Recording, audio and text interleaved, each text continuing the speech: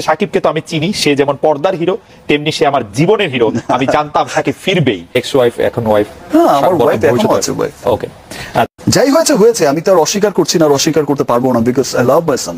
You love only your son, not your wife. হ্যাঁ, তাকে আমি রেসপেক্ট করি, অসম্ভব রেসপেক্ট। আমার সে কি আপনার ওয়াইফ? অফকোর্স আমার ওয়াইফ, অফকোর্স আমার ওয়াইফ, বিকজ আমার ছেলে তো আর হচ্ছে অবৈধ কোনো ছেলে না। এক্স ওয়াইফ এখন ওয়াইফ। হ্যাঁ, আমার ওয়াইফ এখনো আছে ভাই। ওকে, অপু বিশ্বাসের কোটটা শুনেন যে সাকিবকে তো আমি চিনি, সে যেমন পর্দার হিরো তেমনি সে আমার জীবনের হিরো। আমি জানতাম সাকিব ফিরবেই। মানে আমরা ধারণা করছি যে সাকিব খান অপু বিশ্বাস আবার একসঙ্গে ফিরছেন। আমি তো এমন না যে আমি ছিলাম না, আমি তো ছিলাম প্রেজেন্ট। আচ্ছা, বাট আমি যেটা বলছি যে সেটা যেটা ছিল সেটা কেটে গেছে। এটা আমাদের দর্শকদেরকে একটু বলবেন কি আসলে, যে আপনাদের টেলিভিশন ভুল বোঝাবুঝি আমার কখনোই ছিল না। ভুল বোঝাবুঝির যে বিষয়টা কথা হয়েছে, আমরা এরকমও শুনেছি যে আপনি যেমন কি আপনার ওয়াইফ?